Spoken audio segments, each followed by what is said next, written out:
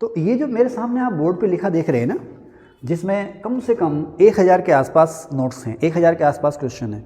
अब जब मैं आपसे डिस्कशन करूंगा तो इन्हीं को मैं 2 या 3 हज़ार बना दूंगा आपसे डिस्कशन करते हुए, 2 या 3 हज़ार नोट्स के रूप में बना दूंगा मैं। अब इसको मुझे लिखने में लगे हैं 3 घंटे, मुझे इसको लिखने में लगे हैं 3 घंटे, और इसमें क्या लिखना है क्या नहीं लिखना है, क्या छोड़ना है क्या लिखना है, किस तरह से लिखना है, किस चीज़ को कहाँ लिखना है, ये सब जानने में मुझे लगे हैं 27 साल। तो मैं अपनी इस वीडियो में आपको अपने 27 साल का अनुभव का निचोड़ दे रहा हूँ। इस वीडियो को पूरा देखिएगा, और अगर आपको अच्छा लगे तो प्लीज़ इसको लाइक भी कीजिएगा, शेयर भी कीजिएगा और सब्सक्राइब भी कीजिएगा। Thank you.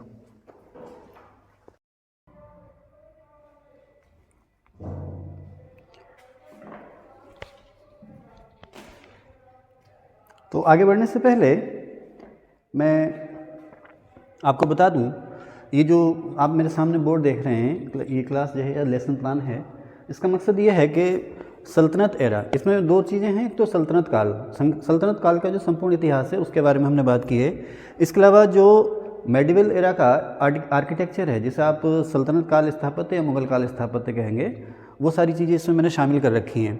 अच्छा, इसमें मैंने कुछ भी बेसिक चीज़ें ऐड नहीं की हैं। मैं ये मान के चलूँगा कि बेसिक चीज़ें आपको आती हैं। ये क्रैश कोर्स क्लास है और ये उन लोगों के लिए बहुत ही यूज़फुल है जो तैयारी में हैं। जो लोग बिल्कुल शुरुआत से तैयारी कर रहे हैं उनके लिए शायद ये क्लास इतनी ज़्यादा यूज़फुल ना हो, लेकिन जो लोग पहले से तैयारी में हैं उनके लिए क्लास यूज़फुल है। वो इसलिए यूज़फुल है कि एक तो इससे एकदम से क्विक जो रिवीजन होता है ना वो हो जाएगा। इसके अलावा बहुत सारी कन्फ्यूजिंग चीज़ें हैं, जैसे कि पूर्ण इस्लामिक शैली की पहली मस्जिद, पूर्ण इस्लामिक शैली का पहला गुंबद, तुर्क स्थापत्य कला का रत्न, तुर्क स्थापत्य कला का मोती, पत्थर में रुमानी कथा किसे कहा गया, किस महल पर या मंदिर पर या मकतब या दरगाह पर हिंदू प्रभाव है, किस पर बौद्ध प्रभाव है, किस पर जैन प्रभाव है, और किस सल्तनत काल में कौन सा आर्किटेक्चर ऐसा था जहाँ से हिंदू और मुस्लिम मिश्रित शैली का निर्माण शुरू हुआ, ढलुआ दीवारें किस वंश की विशेषताएं थीं। तो उसी के साथ साथ जैसे कि मकबरा कला का जन्मदाता कौन है, तो शुद्ध इस्लामिक शैली की पहली मस्जिद भारत में कौन है, उसी तरह से जैसे अलाउद्दीन खिलजी के रिफॉर्म्स हैं लगान के एरिया में, मोहम्मद बिन तुगलक की बहुत सारी योजनाएं हैं। इसके अलावा कौन किसका दास था, कौन किसका गुलाम था, किसने किसको मार करके गद्दी हथियाई, किसका कौन सा विद्रोह किसके समय में हुआ, किसने किस विद्रोह का अंत किया, किसने कौन सा शहर बसाया। इसके अलावा और भी बहुत सारी खास चीज़ें हैं, जैसे किसने कौन सा डिपार्टमेंट बनाया। जितनी भी चीज़ें आमतौर पर एग्ज़ाम में आती हैं सल्तनत काल से लेकर के मुग़ल काल तक, तो मुग़ल काल के लिए 3 वीडियो मैं अपलोड कर चुका हूँ, वो पूरा हो चुका है। सल्तनत काल के लिए देखता हूँ मुझे 1 से 1.5 घंटा लगेगा, हो सकता है ज़्यादा भी लगे, तो मैं कोशिश करूँगा कि एक ही वीडियो में, चाहे वो 2 घंटे की हो जाए, ये मामला अपलोड हो जाए। ठीक है, तो आगे चलते हैं बिना समय गंवाए। और अगर आपने अभी तक हमारा चैनल सब्सक्राइब नहीं किया है तो प्लीज़ इसको सब्सक्राइब ज़रूर कीजिए और अपने दोस्तों के साथ शेयर भी कीजिए। तो अब सीधे मुद्दे पर आते हैं कि अगर हम सल्तनत काल में क्रम की बात करें तो कौन सा वंश कब सबसे पहला आया, उसके बाद कौन सा वंश आया, उसके बाद कौन सा वंश आया। तो मैंने इसका एक फार्मूला बना रखा, गुड़ खा तसले में, गुलाम वंश, खिलजी वंश, तुगलक वंश, सैयद वंश और लोधी वंश। लोधी वंश के बाद आ गए सीधे मुग़ल। अब अगर मैं सुल्तानों की बात करूँ तो सबसे पहले आप देखें गुलाम वंश की स्थापना जो की थी 1206 में कुतुबुद्दीन ऐबक ने की थी। कुतुबुद्दीन ऐबक के बाद उसका बेटा आराम शाह राजा बना। आराम शाह को हरा करके राजा बना इल्तुतमिश जाट की लड़ाई में, अभी आगे आएगा वो बताऊंगा मैं उसमें। आराम शाह को हटा करके या हरा करके इल्तुतमिश राजा बना। इल्तुतमिश ने राज किया 1236 तक। उसके बाद उसका बेटा रुकनुद्दीन फिरोज शाह गद्दी पर बैठा। आपको मैं बता दूं कि इल्तुतमिश के 2 संतानें काफ़ी चर्चित हैं, एक रुकनुद्दीन और दूसरी रज़िया सुल्तान। तो इल्तुतमिश के हरम में एक महिला थी शाह तुर्कान। ये शाह तुर्कान जो था इल्तुतमिश के महल में एक महिला थी शाह तुर्कान के गर्भ से या उसके पेट से जन्म हुआ था रुकनुद्दीन का, यानी कि रुकनुद्दीन की माँ जो थी वो शाह तुर्कान थी। ठीक है, अब रुकनुद्दीन ने कुछ समय तक राज किया, लेकिन उसके बाद रजिया जो थी वो दिल्ली की जनता के समर्थन से गद्दी पर बैठ गई। आपको पता ही है कि एक बार रुकनुद्दीन जो है शिकार के लिए बाहर गया हुआ था, तो उसी बीच जो था रजिया ने अपने महल के सामने एक स्टेज लगाया। स्टेज लगा के वो लाल कपड़े पहन कर आई। और लाल कपड़े कौन पहनता था? लाल कपड़े वो पहनता था जो न्याय के लिए राजा के सामने या जज के सामने उपस्थित होता था। तो उसने दिल्ली की जनता के सामने इतना प्रभावशाली भाषण दिया और कुछ प्रभावशाली सरदार उससे पहले उसके साथ हो चुके थे, तो रुकनुद्दीन को इन लोगों ने खदेड़ दिया। तो 1236 से 1240 तक रज़िया ने राज किया। अच्छा, रज़िया के बारे में आप लोगों को और भी चीज़ें मैं बताऊँगा, लेकिन मैंने आगे लिखी हैं तो मैं अपने लेसन प्लान से नहीं भटकूँगा। 1236 से 1240 तक रज़िया ने राज किया। उसके बाद एक के बाद कई सुल्तान बने। उसके लिए मैंने एक फार्मूला बना रखा है, रुक रज़िया बहरे मसूद को नहीं नसीर को मार। रुक रज़िया बहरे मसूद को नहीं नसीर को मार। तो रुकनुद्दीन फ़िरोज़ शाह रज़िया, रुकनुद्दीन फ़िरोज़ शाह, उसके बाद खुद रज़िया, रज़िया के बाद बहराम शाह, फिर अलाउद्दीन मशहूद शाह और फिर नासरुद्दीन महमूद। तो ये नासरुद्दीन महमूद का जो समय है, देखिए 1240 से लेकर के 1246 तक ये राजा रहे, ये सुल्तान रहे। नासरुद्दीन महमूद जो बना वो 1246 में सुल्तान बना। 1246 से 1266 तक नासरुद्दीन महमूद जो है सुल्तान रहा था। नासरुद्दीन महमूद को सुल्तान बनाने में जो अहम रोल था वो बलबन का था, ठीक है ना। नासरुद्दीन महमूद को सुल्तान बनाने में जो सबसे खास रोल था वो बलबन का था। और बलबन आपको पता ही है, इल्तुतमिश ने जो चालीसा बनाया था उसी का एक सदस्य था। चालीसा के बारे में आगे बात करेंगे, अभी इनका क्रम देख रहे हैं हम लोग। अब नासरुद्दीन महमूद का समय रहा 46 से 66। उसके बाद 1266 से 1286 तक बलबन खुद सुल्तान बना। 1266 से 1286 तक जब बलबन की डेथ हो गई तो 3 साल 86 से 89 कैकुबाद, उसका बेटा कैकुबाद सुल्तान बना। ये अत्यधिक शराब पीने की वजह से इसको पैरालिसिस यानी कि लकवा हो गया था और ये मर गया था। इसके बाद कैखुसरो, कैखुसरो के बाद कैकुमर्स। कैकुमर्स जो था वो 3-4 महीने 1 साल का एक छोटा बच्चा था, लेकिन बलबन का वंशज था तो इसलिए उसको सुल्तान बनाया गया था। कोई और वारिस नहीं था तो कैकुमर्स को सुल्तान बनाया गया था। और कैकुमर्स को सुल्तान बनाने में जो अहम रोल था फ़िरोज़ तुगलक का था। फ़िरोज़ तुगलक नहीं, फ़िरोज़ खिलजी का था, ठीक है ना। फ़िरोज़ खिलजी हुआ ना, अलाउद्दीन खिलजी का चाचा। तो फ़िरोज़ खिलजी का रोल था कैकुमर्स को सुल्तान बनाने में। और आपको पता ही है कुछ समय बाद ही जो है कैकुमर्स को मार करके फ़िरोज़ खिलजी ने गद्दी खुद हथिया ली थी। इसकी बात अभी करेंगे बाद में। तो कैकुमर्स जो था इस तरह से आप कह सकते हैं गुलाम वंश का अंतिम शासक भी था। बलबन से लेकर के कैकुमर्स तक, बलबन से लेकर के नहीं मैं गलत बोल गया, कुतुबुद्दीन ऐबक से लेकर के कैकुमर्स तक, यानी कुतुबुद्दीन और उसके वारिस और बलबन और उसके वारिस, ये सारे के सारे जो हैं गुलाम वंश के अंतर्गत आते हैं। और ये सवाल आता है कि किस नस्ल के तुर्क थे? इलवरी नस्ल के तुर्क थे। ये सारे के सारे इलवरी नस्ल के तुर्क थे। तो इस तरह से भारत में गुलाम वंश जो रहा वो 1206 से 1290 तक रहा। इसका पहला राजा ऐबक और सबसे अंतिम राजा था वो कैकुमर्स था, गुलाम वंश का। आगे चलें। बाकी ये चीज़ें तो आप जानती हैं कि दिल्ली सल्तनत की स्थापना किसने की और दिल्ली सल्तनत का वास्तविक संस्थापक कौन था। तो दिल्ली सल्तनत, अब इसमें भी विवाद है। भारत में पहला मुस्लिम एम्पायर जो बनाया, देखिए भारत में पहला जो हमलावर था, पहला मुस्लिम हमलावर था वो मोहम्मद बिन कासिम था, आपको पता है ना। उसके बाद भारत में, उसके बाद सुबुक्तगीर ने भी हमले किए, गजनबी ने भी हमले किए, गौरी ने भी हमले किए। लेकिन पहला जो मुस्लिम एम्पायर बनाया भारत में वो मोहम्मद गौरी ने बनाया। गौरी यहाँ रुका नहीं, अपने सारे इलाके जो है वो अपने गुलामों को सौंप करके चला गया। जैसे उत्तर भारत में कुतुबुद्दीन ऐबक था, तो सिंध में कुवाचा था, तो पंजाब में ताजुद्दीन यलदोज था। वो अपने सारे गुलामों को ये इलाके सारे सौंप के चला गया। फिर भी ये कहा जाता है कि भारत का या उत्तर भारत का जो सिपह सलार या अपना जो प्रतिनिधि बनाया था वो ऐबक को बना करके गया था। बाद में आपको पता ही है मोहम्मद गौरी की मृत्यु के बाद कुतुबुद्दीन ऐबक ने अपने आप को यहाँ पर स्वतंत्र कर लिया और गौरी गजनी में यलदोज का कब्ज़ा हो गया और सिंध में, सिंध मुल्तान और उच्छ में नासरुद्दीन कुवाचा का कब्ज़ा हो गया था, ठीक है ना। अब मैं क्या कह रहा था आपसे, मैं भूल गया। चलो जो भी कह रहा हूँ, हाँ इसमें ये कह रहा था कि इसमें पहला राजा जो रहा वो कुतुबुद्दीन ऐबक रहा और सबसे अंतिम राजा जो रहा वो कैकुमर्स रहा। उसके बाद 1290 में जलालुद्दीन फ़िरोज़ खिलजी ने गद्दी हथिया ली, तो यहाँ से खिलजी वंश की स्थापना हो गई। अच्छा, जलालुद्दीन खिलजी जो था वो किसी का गुलाम नहीं था। इसके बाद जो भी राजा बने हैं वो किसी के गुलाम नहीं हुए हैं, इसलिए यहीं पर 1290 में आकर के गुलाम वंश ख़त्म हो गया। तो भारत में पहला मुस्लिम एम्पायर जो बनाया था वो मोहम्मद गौरी ने बनाया था। दिल्ली सल्तनत की जो स्थापना की, देखिए दिल्ली सल्तनत का मतलब ये ऐसा नहीं है कि राजधानी दिल्ली थी, दिल्ली का असर बहुत था। दिल्ली का उस समय की राजनीति में, उत्तर भारत की राजनीति में असर बहुत था। दिल्ली पर कब्जा हो गया, मीन्स उत्तर भारत के बहुत सारे इलाके जो थे उन पर कब्जा हो गया। तो सल्तनत जो है तुर्कों ने अपने एम्पायर को नाम दिया। इसका केंद्र जो था वो दिल्ली था, इसलिए बाद के समय में इसको दिल्ली सल्तनत ही कहा गया। आमतौर पर उस समय उत्तर भारत को भारत न कहकर दिल्ली कहा जाता था, दिल्ली सल्तनत या दिल्ली एम्पायर, ठीक है। ये बात जरूर है कुतुबुद्दीन ऐबक ने अपनी पहली राजधानी लाहौर बनाई थी, ठीक है, लेकिन दिल्ली सल्तनत का फाउंडर जो है वो ऐबक को ही कहते हैं और रियल फाउंडर जो है वो इल्तुतमिश को कहते हैं। आगे बताएंगे क्यों कहते हैं। अब जलालुद्दीन गद्दी पर रहा 1290 से 96 तक। उसके बाद अलाउद्दीन खिलजी 22 अक्टूबर 1296 से 1316। आपको पता ही है किस तरह से अलाउद्दीन खिलजी ने फिरोज तुगलक की हत्या की थी, खैर इसके बारे में भी चर्चा करेंगे आगे। तो 1296 से 1316 तक अलाउद्दीन खिलजी गद्दी पर रहा है और 22 अक्टूबर 1296 को अलाउद्दीन खिलजी का जो राज्याभिषेक हुआ है वो बलबन द्वारा बनाए गए लाल महल में हुआ। लाल महल जो था दिल्ली में बलबन ने बनाया था, इसी में अलाउद्दीन खिलजी का राज्याभिषेक हुआ था। ठीक है, उसके बाद खिलजी वंश का जो आखिरी राजा है वो है मुबारक खिलजी। 1320 में इसको हटा करके अब जो राजा बना है वो गयासुद्दीन तुगलक बना है। अच्छा ध्यान रखना, गयासुद्दीन तुगलक किसी को मार के राजा नहीं बना है।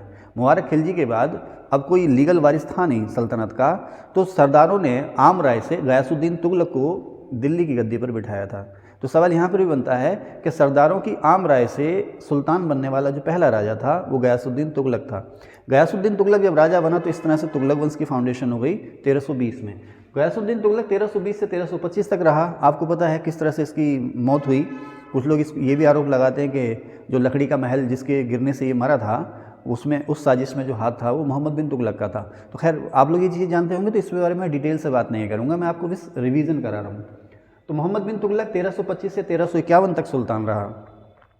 1351 में इसकी डेथ हो गई। उसके बाद इसका चचेरा भाई फिरोज तुगलक 1351 से 1388 तक सुल्तान रहा। अब इतिहास में ऐसे उदाहरण कम ही मिलते हैं कि मोहम्मद बिन तुगलक का कोई लायक वारिस था नहीं, तो सरदारों ने इसके चचेरे भाई फिरोज तुगलक से अनुरोध किया कि भाई आप गद्दी संभालें। लेकिन फिरोज तुगलक जो था कोई फेमस सोल्जर नहीं था, ये विद्वान था और धार्मिक प्रवृत्ति का व्यक्ति भी था। इसके अलावा इसकी जो टेंडेंसी थी वो लोक कल्याणकारी थी। तो पहले इसने मना कर दिया सुल्तान बनने के लिए, लेकिन बहुत ज़्यादा रिक्वेस्ट के बाद फिर ये सुल्तान बनने को तैयार हो गया था। तो ऐसे एग्जाम्पल बहुत कम मिलते हैं कि गद्दी आपके सामने हो लेकिन आप जो हैं उसको ठुकरा दें, नहीं तो सिर काटे जाते थे गद्दियों को पाने के लिए। तो खैर फिरोज तुगलक सन 1351 में सुल्तान बना और इसने 1388 तक 1388 तक राज किया। उसके बाद आता है महमूद तुगलक। महमूद तुगलक जो था तुगलक वंश का अंतिम राजा था। बहुत से लोग कहते हैं कि सल्तनत का अंतिम राजा कौन था, महमूद तुगलक। तो ये कहना गलत है, क्योंकि तुगलक वंश के बाद लोदी वंश आया है और लोदी वंश का अंतिम राजा था बहलोल लोदी। ध्यान रखिए, सल्तनत का पहला सुल्तान जो था वो ऐबक था और सबसे अंतिम सुल्तान जो था वो था बहलोल लोदी बोल गया, मैं गलत बोल गया, इब्राहिम लोदी। सबसे अंतिम सुल्तान जो था वो था इब्राहिम लोदी। ओके, कुछ लोग गयासुद्दीन तुगलक को कह दे रहे हैं, तो गयासुद्दीन तुगलक तुगलक वंश का अंतिम राजा था। उसके बाद सैयद वंश आया था, सैयदों के बाद फिर लोदी वंश आ गया था। ठीक है, आपको पता ही होगा 1398 में इसी महमूद तुगलक के समय में उत्तर भारत पर तैमूर लंग का आक्रमण हुआ था। इसने ये बजाय मुकाबले के मैदान छोड़ करके भाग गया था और तैमूर लंग के हमले की वजह से ही तुगलक वंश का पतन हो गया था लास्ट में।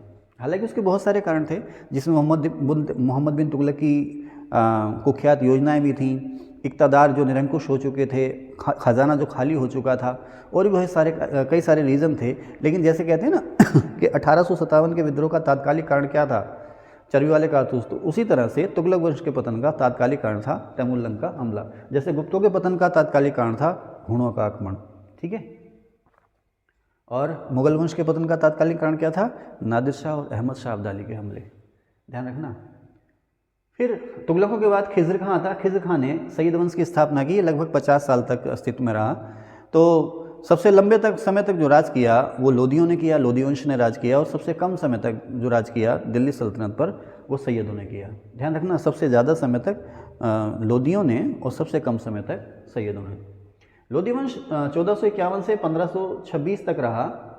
कहीं मैं गलत तो नहीं कह रहा हूँ। गयासुद्दीन तुगलक से 1320 से लेकर के फिरोज तुगलक और महमूद तुगलक 1320 से लेके 1398, ये कितने साल हो गए, ये हो गए 1320 से 1398 का मतलब 78 ईयर्स। और यहाँ पर कितने ईयर्स हो गए, 51, 56 और यहाँ पर 51, 50 और 25, 75, नहीं ये मैं गलत बोल गया आपको। सल्तनत पे सबसे लंबे समय तक जो राज किया वो किया तुगलक वंश ने। आई एम सॉरी, सल्तनत पर सबसे लंबे समय तक जो राज किया वो तुगलक वंश ने किया और सबसे कम समय तक राज किया सैयद वंश ने। ये सही है, ठीक है। और दिल्ली सल्तनत में सबसे प्रसिद्ध जो वंश था वो लोदी वंश था। दिल्ली सल्तनत में सबसे प्रसिद्ध, जनता में जो लोकप्रिय वंश था वो था लोदी वंश। 1451 से 1526 तक। इसमें पहला राजा था बहलोल लोदी, या लोदी सल्तनत का जो फाउंडर था वो बहलोल लोदी था। बहलोल लोदी का राज रहा 1451 से 1489 तक। उसके बाद सिकंदर लोदी 1489 से 1517, उसके बाद फिर इब्राहिम लोदी। यहीं पर एक चीज़ और आती है कि दिल्ली सल्तनत में सबसे लंबे समय तक सुल्तान कौन रहा, तो ये रहा था आपका बहलोल लोदी। दिल्ली सल्तनत में किसी वंश में सबसे लंबे समय तक सुल्तान रहने वाला जो राजा था वो था बहलोल लोदी, ध्यान रखना, ठीक है। अब यहाँ से मैं जो है कि एक तरह से चीज़ों को एक साथ कहते हुए चलूँगा, कोई टॉपिक नहीं है, कोई सिलेबस नहीं है, कोई लेसन प्लान नहीं है, चीज़ों को मैं एक साथ कहते हुए चलूँगा। जैसे मिसाल के तौर पर मैंने यहाँ हेडिंग डाला है पहला, ये देख रहे हैं ना आप, मैंने यहाँ पर ये हेडिंग डाल दिया है यहाँ पर पहला। पहला का मतलब क्या है कि सल्तनत काल में नहीं, भारत में पहला जो मुस्लिम हमला हुआ वो अल हज्जाज के भतीजे मोहम्मद बिन कासिम ने किया था। आपको पता है ये हमला जो था अरबी हमला था, अरब के लोगों का हमला था, हालांकि ईरान से आया था ये, लेकिन इनको अरबी हमला ही कहते हैं, अरबों का आक्रमण कहते हैं इसको ना। तो ईरान के अल हज्जाज के भतीजे मोहम्मद बिन कासिम ने जो हमला किया था वो भारत पर पहला मुस्लिम हमला था। ये हमला जो हुआ था सिंध पर हुआ था, और उस समय सिंध का जो राजा था वो था दाहिर। इस हमले की जो वजह थी वो ये थी कि दाहिर या उसके आसपास के चोर डकैत लुटेरे जो थे उसकी वजह से भारत और अरब के बीच में जो व्यापार हो रहा था उसमें बार बार बाधा आ रही थी। तो उन बाधाओं को सुलझाने के लिए दाहिर या स्थानीय चोर डकैते लुटेरों को दंड देने के लिए हमला ये किया गया था, ठीक है सर। तो दाहिर पर जो हमला हुआ था वो 711 और 712 में हुआ था। उसके बाद क्वेश्चन आएगा पहला तुर्क राज। आपको पता है गौरव गजनी में पहला जो तुर्क राज बनाया था वो 962 में 962 में सुबुक्तगीन ने बनाया, अलप्तगीन ने बनाया था। सन 962 ईस्वी में पहला तुर्क राज गौरव गजनी में जो बनाया था वो अलप्तगीन ने बनाया था। पहला स्वतंत्र तुर्क राज अलप्तगीन ने बनाया था। उसके बाद इसका दामाद सुबुक्तगीन राजा हुआ है। सुबुक्तगीन जो था वो अलप्तगीन का दामाद था, सुबुक्तगीन राजा हुआ है। सुबुक्तगीन जो था वो भारत में पहला तुर्क हमलावर था। ध्यान रखना, भारत में पहला हमला ईरानियों ने किया, उसके बाद यूनानियों ने किया। भारत में पहला मुस्लिम हमला अरबों ने, या ये भी ईरान से आए थे, मोहम्मद बिन कासिम। उसके बाद भारत में पहला जो तुर्क हमलावर था वो था सुबुक्तगीन, ना कि अलप्तगीन। पहला तुर्क हमलावर सुबुक्तगीन था। इसने हिंदू शाही वंश के राजा जयपाल पर हमला किया था। काबुल और कश्मीर में जो एम्पायर था उसे इंडस नदी या सिंधु नदी या हिंदू नदी के नाम पर उसके आसपास का जो एम्पायर था उसे इंडस या सिंधु नदी के नाम पर हिंदू शाही साम्राज्य कहा जाता था। तो उस समय जिस समय सुबुक्तगीन ने भारत पर हमला किया उस समय यहाँ का जो राजा था हिंदू शाही एम्पायर का, या काबुल, कश्मीर और पंजाब के आसपास के इलाकों का, वो था जयपाल। तो जयपाल पर हमला हुआ था। जयपाल ने मुकाबला किया था लेकिन ये हार गया। तो पहला तुर्क हमलावर सुबुक्तगीन। अच्छा, सुल्तान का टाइटल अगर देखिए, अलप्तगीन ने तुर्क सल्तनत जरूर बना ली है लेकिन उसने सुल्तान का टाइटल नहीं लिया था। पहला तुर्क जिसने सुल्तान का टाइटल लिया वो था महमूद गजनवी। पहला तुर्क जिसे सुल्तान के रूप में खलीफा से मान्यता मिली वो था महमूद गजनवी। आपको पता होगा बगदाद के खलीफा ने महमूद गजनवी को सुल्तान का टाइटल दिया और उसे चार्टर दिया या परमिट किया कि आप जाओ और हिंदुस्तान पर, भारत पर या दिल्ली पर हमला करो। मकसद क्या था? खलीफा को उसने अपना मकसद क्या बताया कि वहाँ जाकर के इस्लाम धर्म का प्रचार करूँगा, लेकिन एक्चुअल मकसद उसका लूट मार था। लेकिन अब उसे खलीफा से परमिशन या मान्यता मिल गई तो एक तरह से उसकी जो पावर थी मुस्लिम जगत में वो थोड़ी सी बढ़ गई, या कह सकते हैं कि उसका हौसला बढ़ गया, उसकी फ़ौज का हौसला बढ़ गया, क्योंकि उस समय जो बगदाद का जो खलीफा था वो काफ़ी प्रतिष्ठित था। तो तुर्कों में सुल्तान का टाइटल लेने वाला पहला गजनवी था, खलीफा से मान्यता लेने वाला पहला तुर्क सुल्तान गजनवी ही था। लेकिन भारत में, अब गजनवी कई बार भारत में आया, उसने अपना यहाँ एम्पायर नहीं बनाया, आपको जानते हैं ना। भारत में एम्पायर जो बनाया वो गौरी और ऐबक और इल्तुतमिश ने बनाया। तो भारत में पहला तुर्क सुल्तान जिसे खलीफा से मान्यता मिली राज करने के लिए तो वो था इल्तुतमिश। सन 1229 में खलीफा ने इल्तुतमिश को खिलत भेजी थी, ठीक है ना, और बाद में इल्तुतमिश ने अपने सिक्कों पर खलीफा का नाम भी खुदवाया था, ठीक है ना। नासिर अमीरुल मोमिनीन इसका टाइटल था। और अलाउद्दीन खिलजी ने क्या टाइटल लिया था? यामीनुल खिलाफत नासिर अमीरुल मोमिनीन। इल्तुतमिश का टाइटल था नासिर अमीरुल मोमिनीन। अलाउद्दीन खिलजी का टाइटल थोड़ा लंबा था, उसका साम्राज्य भी लंबा था, नासिरुल खिलाफत यामीनुल खिलाफत नासिर अमीरुल मोमिनीन, ठीक है। तो समझ गए होंगे आप। अब आगे चलें। खलीफा से, मैंने लिखा भी है, खलीफा से सुल्तान के रूप में पहली मान्यता गजनवी को मिली और दिल्ली के किसी सुल्तान को खलीफा से जो मान्यता मिली वो मिली इल्तुतमिश को। उसके बाद मैंने यहाँ लिखा एडीके के बाद एडीके के आगे मैंने क्रॉस का निशान लगा दिया, गुणा का नील का निशान लगा दिया। अलाउद्दीन खिलजी ने खलीफा को तो मानता दी, खलीफा को धर्मगुरु के रूप में मानता दी। अलाउद्दीन खिलजी ने खलीफा को धर्मगुरु के रूप में तो मानता दी, लेकिन खलीफा की सत्ता को मानता नहीं दी कि भाई तुम हमारे बॉस हो, सुप्रीम पावर तुम हो। इस रूप में उसे राजनीतिक सत्ता के रूप में, राजनीतिक सत्ताधीश या राजनीतिक सुल्तान या अपने ऊपर राजनीतिक सत्ता के रूप में उसने खलीफा को मानता नहीं दी, धर्मगुरु के रूप में मानता दी। और ना ही उसने खलीफा से मानता लेने की कोशिश की, जिस तरह से इल्तुतमिश ने या फिरोज़ ने या दूसरे राजाओं ने भारत के सुल्तान के रूप में खलीफा से मानता ली है।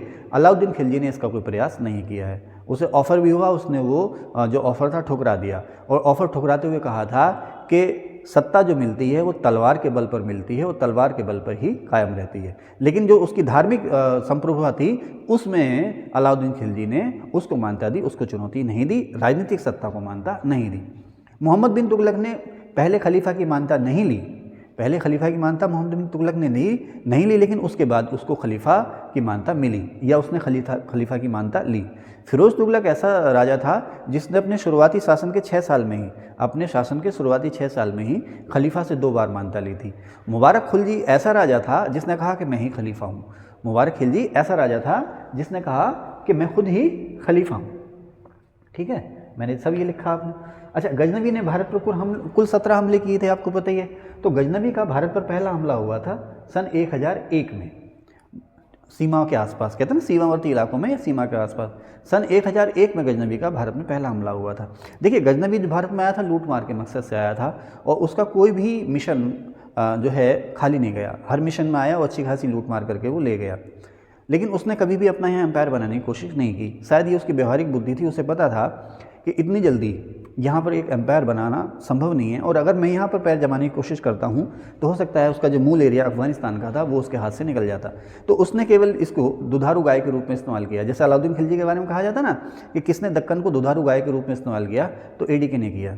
हर बार आता था गजनवी और लूट मार करके चला जाता था, और लूट मार बहुत ही विध्वंसक थी। इसीलिए इतिहास में इसको कहा गया बुत शिकन या मूर्ति ध्वंसक, क्योंकि इसने जो हिंदू धर्म के प्रतीक थे, मंदिर मूर्तियाँ जो थीं, उनको नष्ट किया, उनका अपमान किया। इसीलिए इसको बुत शिकन या मूर्ति ध्वंसक कहा जाता है। अच्छा, गजनवी के हमलों का असर क्या हुआ? वो विध्वंसात्मक भी था, डिस्ट्रक्टिव भी था, और क्रिएटिव भी था, सृजनात्मक भी था। विध्वंसक इसलिए था कि इसने उत्तर भारत में, उत्तर पश्चिम और उत्तर भारत में विशेषकर बहुत से जो हिंदू धर्म के, बौद्ध और जैन धर्म के जो प्रतीक थे उनको नष्ट भ्रष्ट किया। हालांकि कभी ख़त्म नहीं हो पाए, आज पूरे वैभव के साथ वो स्थापित हैं, उनको नष्ट भ्रष्ट किया। इसके अलावा इसने स्थानीय जो राजपूत राजा थे विशेषकर उन सभी का लगभग मनोबल तोड़ दिया। उनके दिमाग में, उनकी सेना के दिमाग में ये आ गया कि ये तुर्क जो हैं, ये तुर्क सेना जो है वो अपराजय है। ऐसा नहीं है कि कोई हमारा राजा लड़ा नहीं, कोई तुर्क या हिंदू राजा या राजपूत राजा लड़ा नहीं, बहुत से राजा लड़े। यहाँ पर राज्यपाल जैसे उदाहरण भी हैं जो मैदान छोड़कर भाग गए, लेकिन यहाँ पर आनंदपाल और विद्याधर चंदेल जैसे उदाहरण भी हैं, जयचंद, पृथ्वीराज चौहान जैसे उदाहरण भी हैं जो लड़े। जयचंद भी लड़ा, भले ही हार गया, लेकिन जयचंद लड़ा। पृथ्वीराज चौहान तो आपको पता ही है, उन्होंने एक बार पहले हराया गौरी को, दूसरी बार वो हार गए। तो ऐसा नहीं है कि हमारे राजा अशक्त थे, लेकिन एक मनोवैज्ञानिक दबाव था ना, वो गजनवियों ने दे गया। सेना में एक मनोवैज्ञानिक डर, वो गजनवी की सेना उनको दे गई। इसके अलावा जो मजबूत किले थे, मजबूत सेना थी, गजनवी और गौरी के हमलों ने उन्हें छिन्न भिन्न कर दिया, जिससे कि ऐबक और इल्तुतमिश का काम आसान हो गया। इसकी एक जो सृजनात्मक जो भूमिका है गजनवी के हमलों में, वो ये है कि उधर पंजाब, अफ़गानिस्तान से लेकर के आज का उत्तर प्रदेश, फिर धीरे धीरे बंगाल और बिहार, अफ़गानिस्तान से लेकर के अफ़गानिस्तान, सिंध, गुजरात, मध्य प्रदेश से लेकर के गुजरात, बंगाल तक भारत का एकीकरण हो गया, इंटीग्रेशन हो गया, व्यापार का रास्ता खुल गया। कहाँ से व्यापार? अरब से, मध्य एशिया से, और वहाँ से होकर के यूरोप और अफ्रीका के लिए। बाद के समय में इस व्यापार ने भारत को सोने की चिड़िया बना दिया था। तो खैर आगे चलें। तो गजनवी का पहला हमला 1001 में हुआ था। गजनवी का सबसे कुख्यात हमला जो है वो 16वां हमला था उसका 1025 में सोमनाथ मंदिर में, गुजरात में सोमनाथ मंदिर में। आपको पता है गुजरात के गिर सोमनाथ ज़िले में है, ये सौराष्ट्र एरिया में है, गुजरात के गिर सोमनाथ ज़िले में है, बैरावल के आसपास। और शिवजी का ज्योतिर्लिंग में, शिवजी के ज्योतिर्लिंग विभिन्न स्थानों पर शिवजी के ज्योतिर्लिंग हैं, उनमें से एक स्थान ये भी है। लेकिन यहाँ पर जो मुख्य प्रतिमा है वो चंद्रदेव की है। एक बार क्वेश्चन भी आया था कि सोमनाथ मंदिर किस देवता से संबंधित है। यहाँ पर मुख्य प्रतिमा जो है वो चंद्रदेव की है। इसके अलावा शिवजी की और अन्य देवी देवताओं की मूर्तियाँ भी यहाँ पर हैं। जिस समय सोमनाथ पर हमला हुआ था उस समय यहाँ का जो राजा था वो था भीम फर्स्ट। चालुक्य वंश का राजा था। ये दो भीम हुए हैं, एक भीम फर्स्ट और एक भीम सेकंड। भीम सेकंड के सेनापति ने मोहम्मद गोरी को हराया था, लेकिन इस समय जो राजा था वो भीम फर्स्ट था। और ऐसा कहा जाता है कि इसने इस इलाके की सुरक्षा के लिए कोई विशेष प्रयास नहीं किया। ठीक है साहब। तो भीम फर्स्ट के समय, चालुक्य राजा भीम फर्स्ट के समय में गुजरात में सोमनाथ में 16वां हमला हुआ था महमूद गजनवी का। महमूद गजनवी का 17वां हमला जो हुआ वो 1026 में हुआ। ये इसका भारत पर अंतिम हमला था। ये सीमावर्ती इलाकों में जाट जाति के लोग जो थे उन पर हमला था ये, क्योंकि किसी हमले में इसने गजनवी को, इस जाति ने गजनवी को परेशान किया था। अच्छा, उसी तरह से यहाँ पर मैंने लिखा देवगिरी रामचंद्र। अलाउद्दीन खिलजी ने देवगिरी पर हमला किया था, तो देवगिरी का जो राजा था वो रामचंद्र था, ध्यान रखना। अलाउद्दीन खिलजी ने जब देवगिरी पर हमला किया था तो वहाँ का राजा था रामचंद्र। ओके, अभी उसकी बात बाद में करेंगे। भारत में पहला मंगोल हमला, देखिए दो चीज़ें हैं। एक तो समय वो आया जब भारत पर मंगोल हमले का खतरा पैदा हुआ। अच्छा, मैं यहाँ पर 1 मिनट का ब्रेक ले लेता हूँ, चाय की तलब लगी है, ठीक है।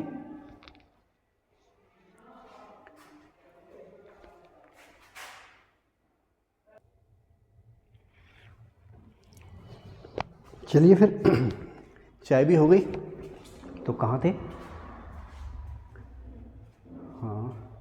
हाँ, तो मैं आपको ये बता रहा था, आपने नाम सुना होगा जलालुद्दीन मंगवरनी। ईरान में, या ईरान का पूरा नाम क्या, फारस।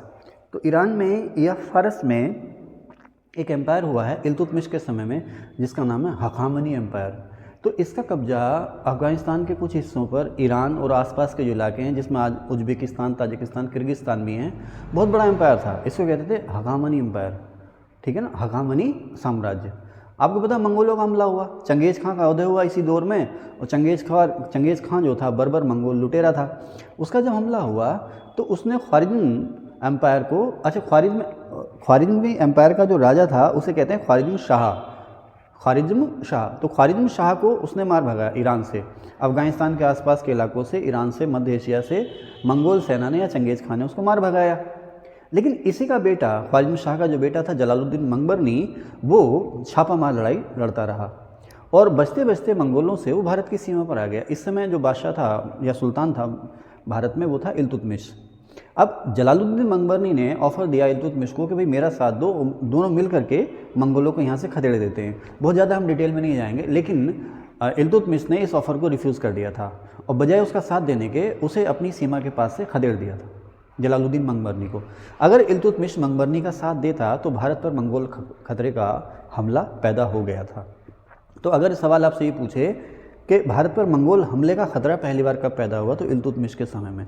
भारत पर पहला मंगोल हमला जो हुआ वो हुआ 1241 में बहराम शाह के समय में। ध्यान रखना, बहराम शाह के समय में भारत पर पहला मंगोल हमला हुआ। अब बात आती है कि मंगोलों का दमन किसने किया। तो देखें, मंगोलों के दमन के लिए बलबन और गाजी मलिक माने गयासुद्दीन तुगलक, ये सभी चर्चित हैं। जलालुद्दीन खिलजी ने भी इनका डटकर सामना किया, लेकिन मंगोलों को अच्छी तरह से जो कुचला वो अलाउद्दीन खिलजी ने कुचला। हालांकि अलाउद्दीन खिलजी के समय में और उसके बाद भी छिटपुट आक्रमण मंगोलों के होते रहे और एमबीटी के समय में एक ताकतवर हमला हुआ तारमा शीरीन का। लेकिन जो हमले इल्तुतमिश से पहले मंगोलों के हो रहे थे या इल्तुतमिश के दौरान हो रहे थे, इल्तुतमिश का खुद का बेटा मंगोल हमले में घिर करके मारा गया था। तो जो हमले इल्तुतमिश या अन्य राजाओं के समय में हो रहे थे, बलबन ने उनका डटकर सामना किया था और बलबन ने उत्तरी पश्चिमी भारत पर जगह जगह बहुत सारे किले बनाए थे। उन किलों में मजबूत सेना रखी थी मंगोलों से हमले के लिए, और वो कुछ हद तक सफल भी हुआ था मंगोलों के हमलों को रोकने के लिए। उसके बाद गाजी मलिक या गयासुद्दीन तुगलक जो आया है, इसने मंगोलों का बेरहमी से दमन किया है, लेकिन सबसे ज़्यादा जो मंगोलों को चोट पहुँचाई है वो अलाउद्दीन खिलजी ने पहुँचाई है। लेकिन इसके समय में भी बहुत भयंकर हमले हुए थे। एक बार तो अलाउद्दीन खिलजी के समय में ऐसा भयंकर हमला हुआ था कि अलाउद्दीन खिलजी को दिल्ली छोड़ करके सीरी में शरण लेनी पड़ी थी, ठीक है ना। तो लेकिन अगर आपसे कोई पूछे कि मंगोलों का हमले का खतरा पहली बार कब पैदा हुआ, इल्तुतमिश के समय में। पहली बार हमला किसके समय हुआ, बहराम शाह के समय में। मंगोलों का दमन या मंगोलों को कुचला किसने, अलाउद्दीन खिलजी ने। ओके, आगे चलें। मोहम्मद बिन तुगलक के बाद किसी मंगोल हमलावर की जानकारी नहीं मिलती है। वारंगल, अब ये वारंगल मैंने क्यों लिखा है यहाँ पर, वारंगल कुव्वतुल इस्लाम मस्जिद। देखिए वारंगल जो है वो पहली रियासत है दक्षिण भारत की जो दिल्ली सल्तनत में मिलाई गई। गयासुद्दीन तुगलक के बेटे मोहम्मद बिन तुगलक, जो कि उस समय राजकुमार था, राजकुमार मोहम्मद बिन तुगलक ने वारंगल पर हमला किया था। और वारंगल जो वर्तमान तेलंगाना है, ये दक्षिण भारत की पहली रियासत थी जो सल्तनत एम्पायर में मिली थी, दिल्ली सल्तनत में मिली थी। किसके समय में मिली? सुल्तान गयासुद्दीन तुगलक के समय में। किसने मिलाई? राजकुमार मोहम्मद बिन तुगलक ने। ठीक है, कुव्वतुल इस्लाम मस्जिद। अभी चलिए आगे इसकी बात करेंगे। अच्छा, फिरोज तुगलक ने ऐसा पहला राजा जिसने लोगों की भलाई पर सबसे ज़्यादा जोर दिया, कल्याण पर सबसे ज़्यादा जोर दिया, या कल्याणकारी तानाशाह आप उसको कह सकते हो, वो था फिरोज तुगलक। सबसे पहले लोगों की भलाई पर इसने जोर दिया फिरोज तुगलक ने। आप लोग जानते हो सिंचाई के लिए प्रबंध किए और बहुत सारी चीज़ें हैं फिरोज तुगलक के बारे में, कॉमन है, कुछ और आगे बात करेंगे। अच्छा, अलाउद्दीन खिलजी ने जो साउथ पर हमला किया था वो सबसे पहले किया था भिलसा पर, मालवा में, मध्य प्रदेश में भिलसा, जिसे आज कहते हैं विदिशा। अलाउद्दीन खिलजी ने सबसे पहला जो हमला किया था वो यहीं पे किया था। और ये हमला जो हुआ था बिना फिरोज खिलजी को बताया हुआ था, सॉरी जलालुद्दीन खिलजी, बिना जलालुद्दीन खिलजी को बताया ये हमला हुआ था। किसका? अलाउद्दीन खिलजी का। कहाँ पर? भिलसा पर। अब यहाँ से उसने बहुत सारा माल लूटा, वो माल लूट के सारा का सारा माल जो था वो जलालुद्दीन खिलजी को भेज दिया था। जलालुद्दीन खिलजी ने इससे खुश होकर के उसे कड़ा मानिकपुर की सूबेदारी दी थी या इक्तादारी दी थी। वो कड़ा मानिकपुर जो था, आपको पता कड़ा मानिकपुर सूबा सबसे पहले किसने बनाया या इक्ता किसने बनाया? सबसे पहले कुतुबुद्दीन ऐबक ने बनाया। कड़ा मानिकपुर का इक्ता जो है सबसे पहले कुतुबुद्दीन ऐबक ने बनाया था और अकबर के समय में ये सूबा बन गया था और ये हमेशा सबसे उपजाऊ सूबा रहा था। तो इससे खुश होकर के जलालुद्दीन खिलजी ने अलाउद्दीन खिलजी को कड़ा मानिकपुर की इक्तादारी या सूबेदारी दी थी।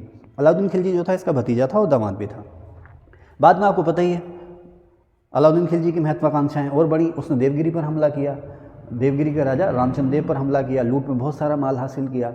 अब उस जलालुद्दीन खिलजी के वफादार सरदारों ने उसको समझाया कि भाई ये जितना सारा माल है इससे छीन लो, वो उससे मिलने चला भी। बाकी सारी कहानी आप जानते हैं, यहाँ दोहराने की ज़रूरत नहीं है। इस चीज़ का ध्यान रखना कि जलालुद्दीन खिलजी की जो हत्या हुई थी वो जो पद्मावत फिल्म में दिखाया गया ना, मलिक काफूर ने की थी, वो चीज़ गलत है। मलिक काफूर ने नहीं, वो इख्तियारुद्दीन हुद और सलीम ने की थी।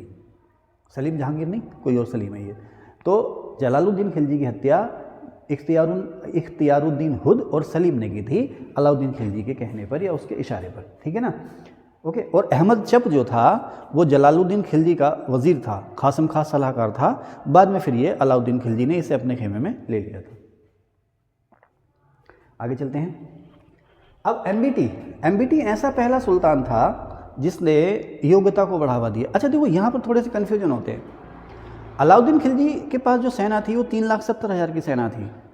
3,70,000 की सेना अपने समय की सबसे बड़ी सेना थी उसके पास। तो अब संभव नहीं था कि इस सेना में सभी तुर्क भर्ती हो जाएं, इतने सारे तुर्क भर्ती हो जाएं या इतने सारे एलीट मिल जाएं, कुनील मिल जाएं। तो आप एक चीज़ का ध्यान रखना कि सेना में सबसे पहले जो अकुलीन लोग थे, अब चाहे वो हिंदू हों या मुस्लिम हों, अकुलीन, वो हिंदू हों या मुस्लिम हों, जो अकुलीन लोग थे उनको सबसे पहले सेना में जो लिया वो अलाउद्दीन खिलजी ने लिया। मजबूरी थी क्योंकि बड़ी से बड़ी सेना चाहिए थी। ठीक है, उसके बाद आती है सेना में योग्यता को किसने बढ़ावा दिया? सेना में योग्यता को जो बढ़ावा दिया उस एमबीटी मोहम्मद बिन तुगलक ने बढ़ावा दिया। प्रशासन में भी उसने योग्यता को बढ़ावा दिया कि चाहे वो कुलीन हो या अकुलीन हो, वो हिंदुस्तानी मुसलमान हो या विदेशी मूल का मुसलमान हो, वो चाहे हिंदू हो या मुस्लिम हो, अगर काबिल है तो उसे सेना में मिलो, प्रशासन में मिलो। तो योग्यता को सबसे पहले जो बढ़ावा दिया था वो मोहम्मद बिन तुगलक ने बढ़ावा दिया था, ध्यान रखना। ठीक है ना, सेना में जो अकुलीन लोग थे उनको बढ़ावा दिया था अलाउद्दीन खिलजी ने। आगे चलें। मोहम्मद बिन तुगलक जो था उसकी जो टेंडेंसी या प्रवृत्ति थी वो धर्मनिरपेक्ष था, वो मुस्लिम, लेकिन उसमें कट्टरता नहीं थी, धर्मनिरपेक्ष प्रवृत्ति का था वो। और शायद वो भविष्य को समझ भी रहा था। जैसे जो प्रयोग अकबर ने किए, शायद उनकी जो शुरुआत है वो मोहम्मद बिन तुगलक ने कर दी है, क्योंकि वो देख चुका था कि भारत में जो मुसलमान हैं वो मुट्ठी भर हैं और यहाँ पर बहुसंख्यक जो है वो हिंदू हैं। तो यहाँ पर अगर लंबे समय तक टिकना है तो सभी को साथ लेकर के चलना पड़ेगा। इसलिए मोहम्मद बिन तुगलक ने धीरे धीरे हिंदुओं की ओर भी हाथ बढ़ाना शुरू कर दिया था, जिसकी मिसाल क्या है? उसने गुजरात में जैन मंदिरों के न केवल दर्शन किए बल्कि उन्हें दान भी दिया। इसके अलावा होली और दिवाली जैसे त्यौहार जो है मुस्लिमों को हिंदुओं को सार्वजनिक रूप से मनाने की छूट दी। न केवल मनाने की छूट दी बल्कि उसने उनके साथ होली दिवाली जैसे त्यौहार सार्वजनिक रूप से मनाए, उनके साथ मिलजुल करके मनाए मोहम्मद बिन तुगलक ने। ये पहला ऐसा राजा था जिसने किसी दरगाह के दर्शन किए। इससे पहले किसी सुल्तान ने किसी दरगाह के दर्शन या ज़ियारत नहीं किए। तो ये पहला ऐसा सुल्तान था जिसने अजमेर में ख्वाजा मोइनुद्दीन चिश्ती की दरगाह के दर्शन किए थे या ज़ियारत की थी। इसके अलावा उस समय के प्रसिद्ध जैन संत जिन प्रभा सूरी इसके मित्र थे। मित्र तो कह सकते हैं, सलाहकार तो नहीं थे, लेकिन इसके समय में थे। ये उनका आदर सम्मान करता था। ठीक है। और अच्छा, एमबीटी के बारे में कहा जाता है कि ये विदेशियों का बहुत आदर सत्कार करता था, जिसका उदाहरण इब्न बतूता है। इब्न बतूता के बारे में आपको मैं और बताऊंगा। पहला ऐसा सुल्तान जिसने विदेशियों को बहुत बढ़ावा दिया मोहम्मद बिन तुगलक था। इसने ख्वाजा मोइनुद्दीन चिश्ती की दरगाह के दर्शन किए। इसके अलावा हज़रत निज़ामुद्दीन औलिया की दरगाह का इसने निर्माण किया था दिल्ली में। उनका शिष्य भी था, ये चिश्ती सिलसिले को मानता था, उनका शिष्य भी था। और हज़रत निज़ामुद्दीन औलिया की दरगाह दिल्ली में जो है उसका निर्माण इसने ही कराया था। अच्छा, यहीं पर बात आई है तो मैं कहता चलूँ कि हज़रत निज़ामुद्दीन औलिया जो हैं चिश्ती सिलसिले के फेमस संत थे। इसी समय दिल्ली में इनकी दरगाह थी, वो खानका थी। जीते जी जो जगह खानका है, मरने के बाद वहाँ लोग जाने लगे तो वो हो जाती है दरगाह। और उसके ऊपर आप एक इमारत बना दें, कमरा बना दें, छत बना दें, तो वही हो जाती है मकबरा। ओके। तो निज़ामुद्दीन औलिया चिश्ती सिलसिले के संत थे। अब गयासुद्दीन तुगलक ने, ऐसा कहा जाता है कि कोई एक व्यापारी था जिसने निज़ामुद्दीन औलिया के पास एक बड़ी अच्छी खासी राशि जमा कर दी थी कि मैं वापस ले लूँगा समय आने के बाद। लेकिन वो व्यापारी जो है वो मर गया। उसके बाद गयासुद्दीन तुगलक ने कहा कि भाई वो पैसा मुझे चाहिए। तो निज़ामुद्दीन औलिया ने कहा कि वो पैसा मेरे पास नहीं है, वो पैसा सारा मैंने गरीबों में बांट दिया। इसे लेकर के गयासुद्दीन तुगलक जो था निज़ामुद्दीन औलिया से खफा था। और गयासुद्दीन जो है कहीं ना कहीं ये भी आशंका रखता था कि ये मेरे खिलाफ साजिश कर रहे हैं। तो इन्हीं हज़रत औलिया के शिष्य थे अमीर खुसरो। ये भी सूफ़ी संत थे। अमीर खुसरो हज़रत निज़ामुद्दीन औलिया के सूफ़ी संत के शिष्य थे, आपको पता ही है। तो एक बात ये कही जाती है कि गयासुद्दीन तुगलक जो था बंगाल मिशन पे गया था। बंगाल मिशन में किसी प्रसंग को उसने लेकर के ये कहा था कि मैं जब दिल्ली आऊँगा वापस तो हज़रत निज़ामुद्दीन औलिया से एक जो हिंदी में एक शब्द आता है निपटूंगा। ये कहना यहाँ पर सही नहीं है, लेकिन आप समझ लीजिए कि मैं वहाँ उनसे निपटूंगा आके। तो हज़रत निज़ामुद्दीन औलिया ने बात विवाद में अमीर खुसरो से ये कहा था कि हुनूर दिल्ली दूरस्तों, यानी कि अभी दिल्ली दूर है। तो इसी को लेकर के कुछ इतिहासकार ये कह देते हैं कि हो सकता है कि गयासुद्दीन तुगलक की जो हत्या हुई है उसमें इनका भी हाथ हो, लेकिन ये सूफ़ी संत थे, ऐसा होना संभव नहीं है। खैर, इतिहासकारों ने कहा है, ये मैं नहीं कह रहा हूँ ना, मैं ये कह रहा हूँ कि ऐसा होना संभव नहीं है। ये फक्कर सूफ़ी संत थे जो कि सुल्तानों से हमेशा दूर रहते थे। खैर आगे चलिए। जो भी हैं आरोप लगाया जाता है कि इसके बाद जब गयासुद्दीन तुगलक दिल्ली वापस आया तो एमबीटी ने उसके स्वागत के लिए एक लकड़ी का महल बनाया था, जो जैसे ही उसका हाथी एंटर हुआ वो महल गिर गया, उसमें दब के गयासुद्दीन तुगलक भी मर गया। ये कहानी सभी जानते हैं आप। तो इससे आरोप लगता है कि इस साजिश में हज़रत निज़ामुद्दीन औलिया भी शामिल थे और ये साजिश का जो मेन किरदार था वो मोहम्मद बिन तुगलक था। सब कयास लगे जाते हैं सर, हकीकत क्या है किसी को पता नहीं। खैर, उसके बाद चलें। इसी के समय में, मोहम्मद बिन तुगलक के समय में, सन 1336 में हरिहर और बुक्का ने दक्षिण भारत में विजयनगर एम्पायर की स्थापना की थी। इसी के समय में सन 1347 में मैंने लिखा रखा है यहाँ पर, दक्षिण भारत में महाराष्ट्र में ही बहमनी एम्पायर की स्थापना हुई थी। तो तुगलक के समय में टूटन शुरू हो गई थी दिल्ली सल्तनत की। दक्षिण में विजयनगर एम्पायर और महाराष्ट्र में बहमनी एम्पायर इसी के समय में बन गया था। ये धर्मनिरपेक्ष राजा था।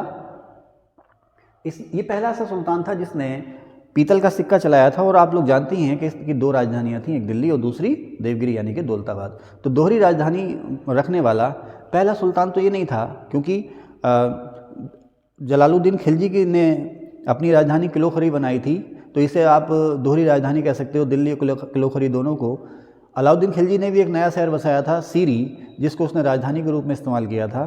तो ये कहना ठीक नहीं है कि पहला ऐसा सुल्तान जिसकी दो राजधानियाँ थीं, लेकिन ये भी ऐसा सुल्तान था जिसकी दो राजधानियाँ थीं। एमबीटी कौन सी? दिल्ली और दौलताबाद, दोहरी कैपिटल से बनाई थी। धर्मनिरपेक्ष था। इसने चीन, इराक और सीरिया में दूत भेजे थे। देखो वो सिलसिला जो मौर्य और अशोक के समय था ना, विदेशों से दूतों का आदान प्रदान, उसका इस्तेमाल इसने भी किया। इसने चीन, सीरिया, ईरान, इराक में न केवल दूत भेजे बल्कि उनके दूतों का स्वागत भी किया। चीन में इसने इब्न बतूता को अपना दूत बना करके भेजा था, ध्यान रखना।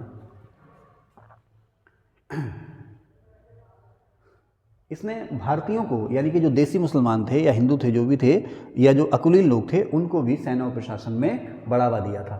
ठीक है। इसकी मौत हुई सिंध में ठट्टा में, लड़ाई के मैदान में लड़ते हुए नहीं मरा, बीमारी से मरा था ये। ठट्टा में इसकी मौत हुई थी। और फिरोज तुगलक जो है वो भी ठट्टा में ही मौजूद था, तो सरदारों की सहमति से ठट्टा में ही फिरोज तुगलक का राज्याभिषेक हुआ था। इब्न बतूता को इसने इब्न बतूता दिल्ली में जो आया था 1333 में आया था, भारत में 1333 में आया, दिल्ली ये पहुंचा 1334 में, और 1334 में इब्न बतूता को मोहम्मद बिन तुगलक ने दिल्ली शहर का काजी बनाया था। इब्न बतूता कहाँ से आया था? मोरक्को में टेंजियर से, और इसने भारत यात्रा का जो वर्णन लिखा उस किताब का नाम क्या है? सभी को पता है, किताबुल रहला। और अभी उत्तराखंड ईओ का एग्ज़ाम हुआ है, तो उसमें क्वेश्चन आ गया कि किस भाषा में लिखी गई है?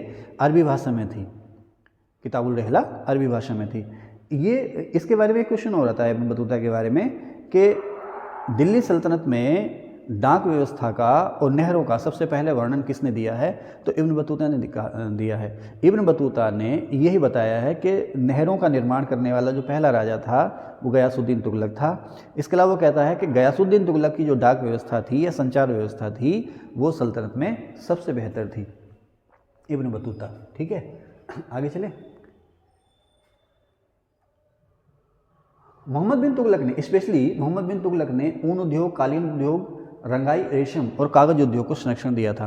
13वीं शताब्दी में सल्तनत काल में भारत में कागज बनने, ऐसा नहीं है कि कागज पहले बनता नहीं था, पहले कागज जो था वो चीथड़ों से, फटे कपड़ों से बनता था। अब लकड़ी की जो ऊपर की छाल होती है ना, उससे जो है कागज़, अच्छी किस्म का कागज़ बनने लगा था। किसके समय में? 13वीं शताब्दी में, तुर्कों के समय में भारत में कागज़ का चलन जो था वो बढ़ गया था। कागज़ का आविष्कार सबसे पहले चीन में हुआ, भारत में नहीं, लेकिन कागज़ का जो चलन है वो तुगलकों के समय में भारत में खूब फलने फूलने लगा था। तो तुगलकों ने, एमबीटी ने या दिल्ली सल्तनत के सुल्तानों ने ऊन, कालीन, रंगाई और रेशम उद्योग को काफ़ी संरक्षण दिया। खास करके जो मोहम्मद बिन तुगलक था उसने रेशम, जरी और चिकन के काम को संरक्षण दिया था। अब यहाँ पर किसका किससे क्या संबंध था? आप देखें ना, जलालुद्दीन खिलजी जो है उसे कैकुबाद ने अपना सेनापति, जिसका नाम होता था आरिज़ मवालिक, सेनापति को कहते थे आरिज़ मवालिक, तो जलालुद्दीन खिलजी ने कैकुबाद को अपना आरिज़ मवालिक बनाया था। गयासुद्दीन सुल्तान बनने से पहले दीपालपुर का, लाहौर के पास है ये जगह, गयासुद्दीन तुगलक जो है सुल्तान बनने से पहले दीपालपुर का इक़्तिदार था, ठीक है। अब यहाँ पर आती है बात दास। एवक किसका दास था? एवक, कुवाचा और यल्दोज किसके दास थे? वो किसके दास थे? गौरी के। उसके बाद इल्तुतमिश जो था पहले गौरी का दास था, फिर ये एवक का दास बना। बलबन किसका दास था? इल्तुतमिश का, ओके। बलबन जो था इल्तुतमिश का दास था, ओके। आगे चलें। इसी में से एक हफ्सी यकूत आता है जिसके बारे में कहा जाता तथाकथित रूप से, हकीकत क्या है कोई नहीं जानता, कि उसका रजिया सुल्तान के साथ प्रेम प्रसंग था। मलिक जमालुद्दीन याकूत या हफ्सी याकूत, जिसने काफ़ी तरक्की की थी रजिया सुल्तान के समय में अफ्रीका से आया था, अफ्रीका में इथोपिया या अबिसीनिया से आया था। तो ये भी इल्तुतमिश का गुलाम था और इल्तुतमिश ने चहल या चलीसा बनाया था उसका मेंबर था ये। आगे चलें। अलाउद्दीन खिलजी मैंने आपको बताया ही, सुल्तान बनने से पहले ये कड़ा मानिकपुर का इक़्तिदार था और ये जलालुद्दीन खिलजी का भतीजा भी था और दामाद भी था। मोहम्मद बिन तुगलक ने देवगिरी को नया नाम क्या दिया था? दौलताबाद, उसे अपनी राजधानी बनाया था। कॉमन क्वेश्चन है, सभी को बताइए। सबसे ज़्यादा हिंदू सरदार तुर्कों के समय में जो थे वो बहलोल लोदी के पास थे। बहलोल लोदी की सेवा में सबसे ज़्यादा हिंदू सरदार थे। सिकंदर लोदी, इसका ओरिजिनल नाम था निज़ाम खां, और ये गुल्लुखी के नाम से फ़ारसी भाषा में कविताएं लिखता था। अब मैं हो सकता गलत हूँ, फ़ारसी, तुर्की या अरबी कौन सी भाषा हैं, लेकिन ये कवि ज़रूर था। सिकंदर लोदी जो है, जो गुल्लुखी के नाम से कविताएं लिखता था, इसका वास्तविक नाम था निज़ाम खां। उसे शहनाई बजाने का शौक़ था। इसने कहते हैं कि आगरा शहर जो है इसी ने बनाया 1504 में, और आगरा किला जो है वो सबसे पहले इसी ने बनाया। किसने? सिकंदर लोदी ने।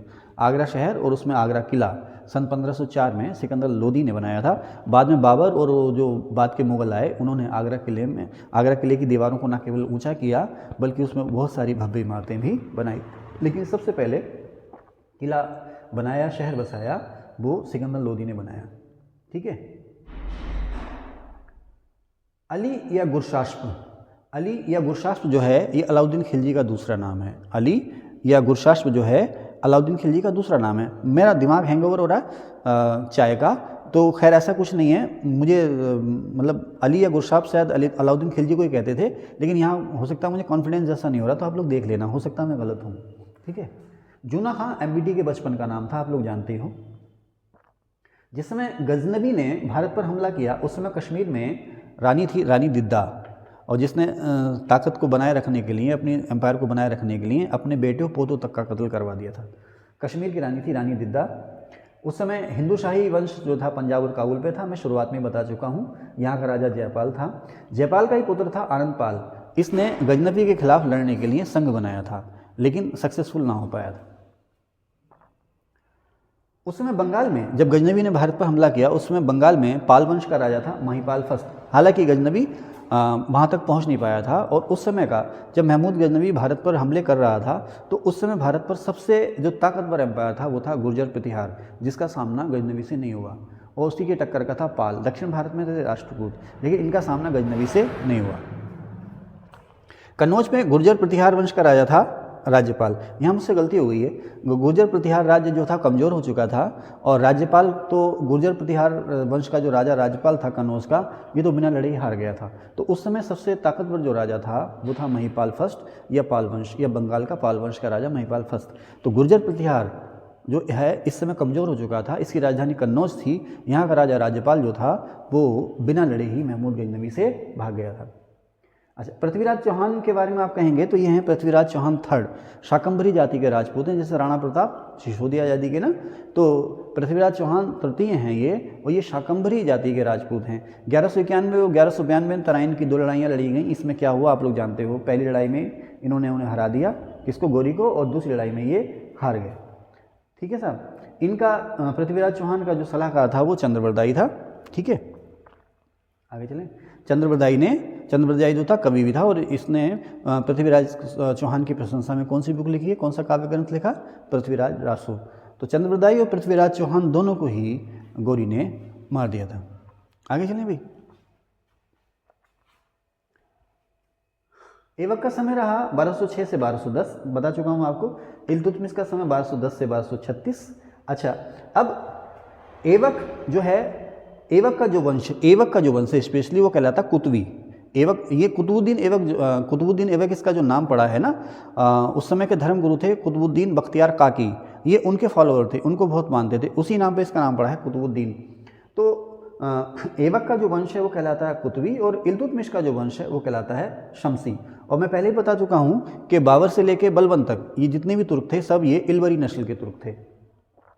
बुगरा खां बलबन का सबसे बड़ा बेटा था, इसके बारे में आप जानते ही हो। ठीक है, और जो कि बिहार बंगाल का सूबेदार था। बख्तियार खिलजी, इसके बारे में मैं आपको बहुत ज़्यादा नहीं बताऊंगा। ये किसी का गुलाम नहीं था, ध्यान रखना। इसे किसी ने अपनी सेवा में लिया नहीं था, और सेवा में ले रहे थे तो बहुत छोटा मोटे नौकरियां दे रहे थे, जिसने इनको जिन नौकरियों को इसने ठुकरा दिया था। बाद में फिर साउथ बिहार में ये 2-3 गांव इसने को मिल गए थे, वहाँ पर इसने अपनी सेना संगठित की थी। और जब इसने बंगाल पर हमला किया, बंगाल के राजा लक्ष्मण सेन की राजधानी लखनौती पर हमला किया और उसे लूटा, वहाँ से बहुत सारा पैसा लेकर के आया, तब ये ऐबक और गौरी जैसों की नज़र में आया और फिर इसको विशेष सम्मान दिया गया था। ये किसी का दास नहीं रहा। इसने हालांकि बाद में ऐबक से, पहले गौरी से और बाद में ऐबक से मान्यता ली, लेकिन किसी का दास नहीं रहा। इसने बंगाल में अपने दम पर अपना एम्पायर बनाया था। ये वही था जिसने नालंदा के जो बिहार थे वो नष्ट किए थे। नालंदा और विक्रमशिला के बिहार इसने नष्ट किए थे बख्तियार खिलजी ने। राजा लक्ष्मण पर हमला किया था, जिनकी राजधानी लखनौती थी। राजा लक्ष्मण किस वंश के राजा थे? सेन वंश के राजा। कभी ये भी आ जाएगा, ये सेन वंश के राजा थे। ठीक है, आगे चलें।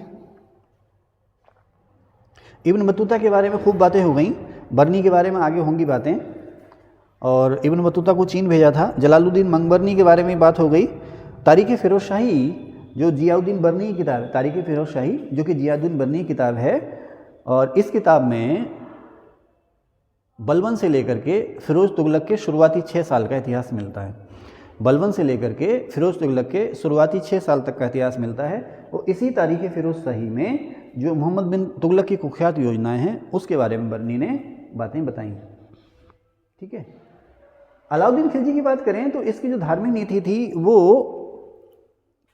मैं ये तो नहीं कह सकता कि धर्मनिरपेक्षता पर आधारित थी, क्योंकि मुस्लिमों को जिस तरह से संरक्षण मिल रहा था वैसे ही मिल रहा था, मुस्लिम धर्म को संरक्षण जैसा मिल रहा था वैसे ही मिल रहा था। लेकिन जो एक अत्याचार की नीति होती है ना, जो एक इस्लामिक कट्टरता या मुस्लिम कट्टरता या दूसरों को नीचा दिखाने के लिए उन पर जुल्म करना, ये पॉलिसी खिलजियों के समय से रुक गई, ठहर गई।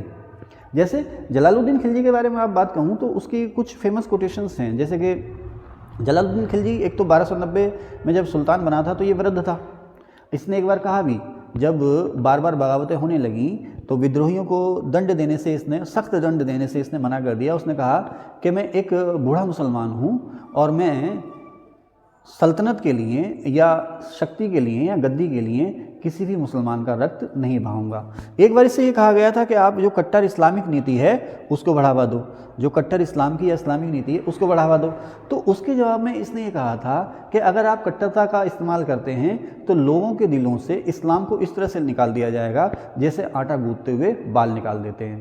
इसी तरह से इसने एक बार ये कहा था अपने किसी वजीर से कि हिंदू मेरे महल के सामने से नाचते गाते जाते हैं, ढोल नगाड़ों के साथ अपने देवता की मूर्तियों को यमुना में विसर्जित करते हैं और मैं ये सब चुपचाप देखता हूँ, मैं कुछ नहीं कहता हूँ। यानी कि उसने धार्मिक कट्टरता की नीति का सहारा नहीं लिया था।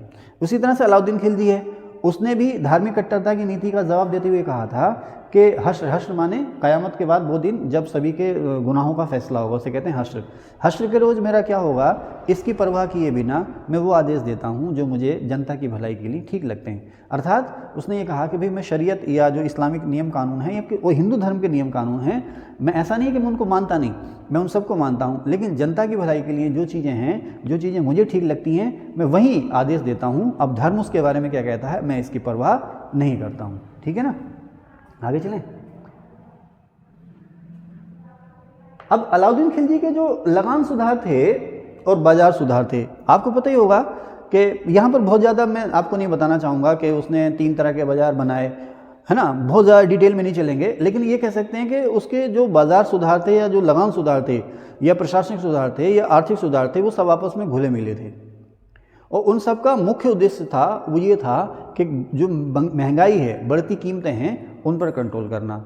अलाउद्दीन खिलजी ने 3 तरह के बाज़ार बनाए, ठीक है ना। हर बाज़ार को उसने नाम दिया मंडी। मंडी का एक निरीक्षक होता था जिसको कहा जाता था शहनाए मंडी, और उसके बाज़ार सुधार या प्रशासनिक सुधार के लिए सबसे बड़ा जो ऑफिसर था या जो विभाग था वो था दीवाने रियासत। ठीक है ना, दीवाने रियासत। बाज़ारों में जसूस थे जिसे वरीद या मुनिहान कहते थे। कृषि के लिए, कृषि सुधारों के लिए, लगान सुधारों के लिए उसने जो अलग विभाग बनाया था उसका नाम था दीवाने मुस्तखराज। ठीक है ना, और उसका दीवाने मुस्तखराज कौन था? मलिक मकबूल। ठीक है ना, मलिक मकबूल था या मलिक अहमद शब था, देख लेना भैया आप लोग, इन दो में से कोई भी हो सकता है, देख लेना, मैं दावा नहीं कर रहा। इसके अलावा इसने 4 अध्यादेश जारी किए, आप लोग जानते ही हो, दिल्ली में शराबबंदी, आपसी मेलजोल का निषेध, है ना, और भी बहुत सारी चीज़ें जो अवैध इनाम बख्श बिल वगैरह हैं उनको किस में बदल देना? खालसा में बदल देना। 4 अध्यादेशों के लिए फेमस था और इसके जो 4 अध्यादेश थे उनका मुख्य मकसद ये था कि लोग उसके खिलाफ बगावत ना करें या विद्रोह ना करें। उसके बाद आपको पता है कि इसके समय में इसका जो लगान था, इसकी लगान की दर थी वो दिल्ली सल्तनत में सबसे ज़्यादा थी, और सबसे कम जो वसूली की या लगान की दर सबसे जो कम जो थी वो गयासुद्दीन तुगलक की थी। दिल्ली सल्तनत में सबसे ज़्यादा जो वसूली की वो गयासुद्दीन तुगलक ने सबसे ज़्यादा वसूली की अलाउद्दीन खिलजी ने, और सबसे कम जो वसूली की वो की गयासुद्दीन तुगलक ने। एक शब्द यहाँ पर आता खुम्स। खुम्स का मतलब लूट के माल में हिस्सा।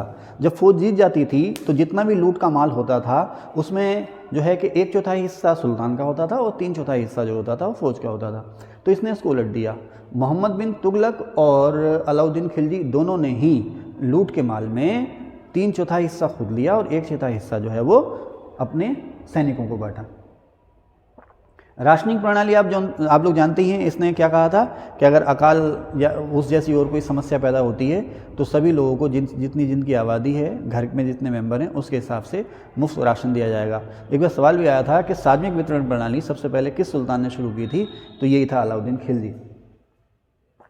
इसके अलावा मसाहत, ज़मीन को नापना और नापने के बाद जितनी ज़मीन है, ऐसा नहीं है कि जितनी उपज है ना, ध्यान रखना, ऐसा नहीं है, ज़मीन को नापना और जितनी ज़मीन है उसके हिसाब से लगान वसूली करना, इस सिस्टम को कहा गया था मसाहत। और अलाउद्दीन खिलजी ने जो ज़मीन नापी थी उसमें ज़मीन की इकाई जो उसने बनाई थी वो थी बिस्वा। गयासुद्दीन तुगलक जो आया वो पहला ऐसा सुल्तान था जिसने नाम दिया हाले हासिल। इसका मतलब ये, हाले हासिल भी कहते हैं इसको, जमा या जमा दामी भी कहते हैं। इसका मतलब ये था कि ज़मीन में जितना पैदा हो रहा है उसी हिसाब से लगान वसूला जाएगा। ज़्यादा हो रहा है तो ज़्यादा वसूला जाएगा और कम हो रहा है तो कम लगान वसूला जाएगा। गयासुद्दीन तुगलक पहला सुल्तान था जिसने खेतीबाड़ी की उपज को बढ़ावा देने के लिए सिंचाई सुविधाओं का इंतजाम किया था, यानी कि नहर, कुएं, तालाब वगैरह खुदवाए थे। लेकिन ये काम सबसे ज़्यादा जो किया था वो फिरोज़ तुगलक ने किया था। आगे चलते हैं। मैंने लिखा भी हाल हासिल या जमा। अच्छा, पट जो होता था मोटा कपड़ा होता था, और छींट वो कपड़ा महीन, बारीक या महीन कपड़ा उसे कहते थे छींट, और पट या कपड़ा जो होता था वो मोटा कपड़ा होता था।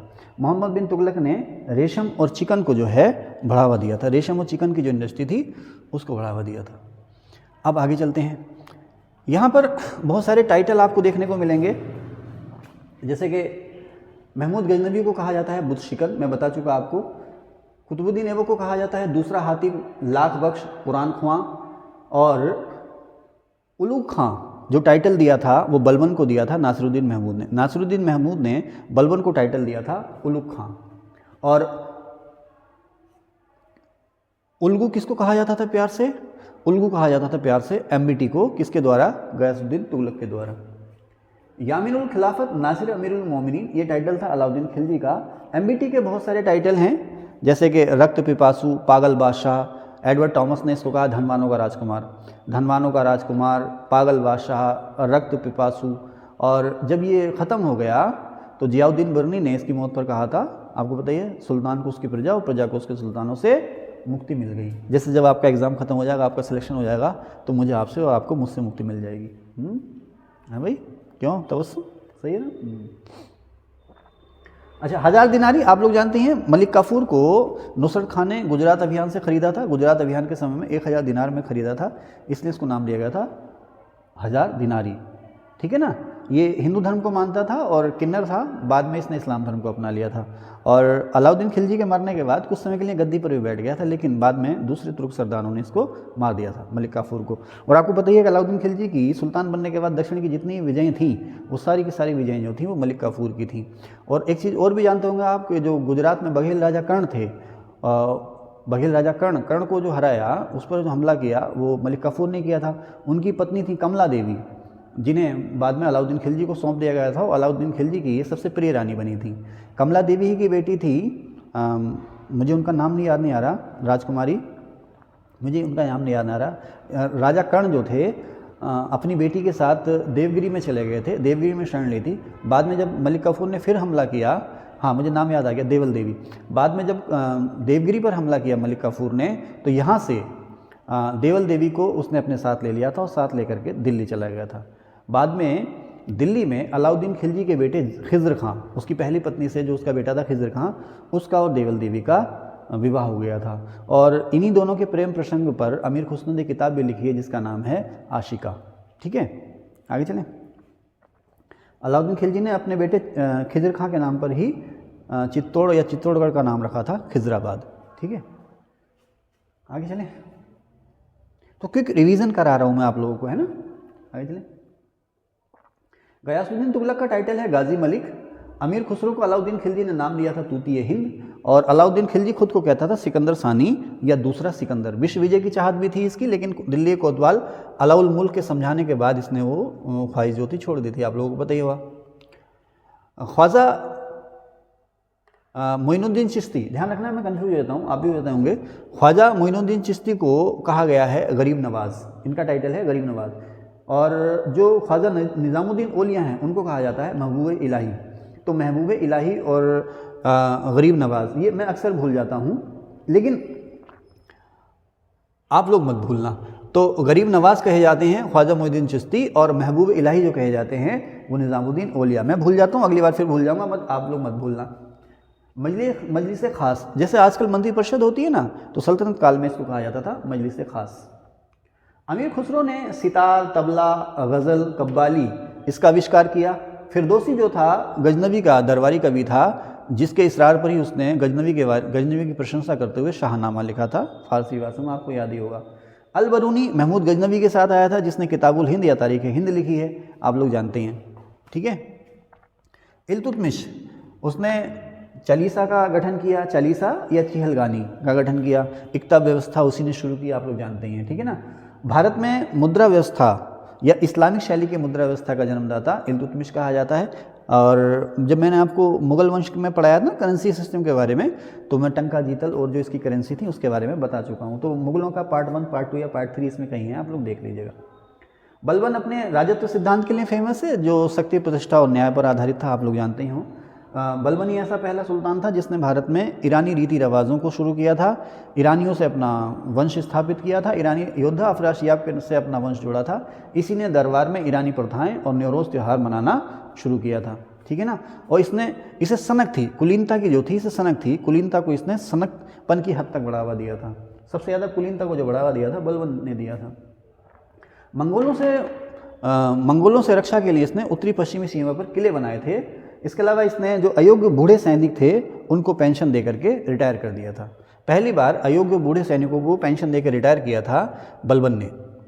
जलालुद्दीन खिलजी की हिंदू नीति मैं आपसे डिस्कस कर चुका हूँ अभी। गयासुद्दीन की नीतियाँ क्या थी ये सारी चीज़ें मैं आपसे डिस्कस कर चुका हूँ। अच्छा, एमबीटी की जो योजनाएं थी उसमें सबसे पहले जो दोआब में जो कर वृद्धि थी वो थी। इसको आप ना कृषि विविधीकरण भी कहते हैं।